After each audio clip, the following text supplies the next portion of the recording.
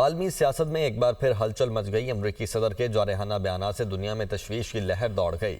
Trump کہتے ہیں کہ وہ اپنی فوج کو کسی بھی وقت کسی بھی ملک پر حملے کا حکم دے سکتے ہیں۔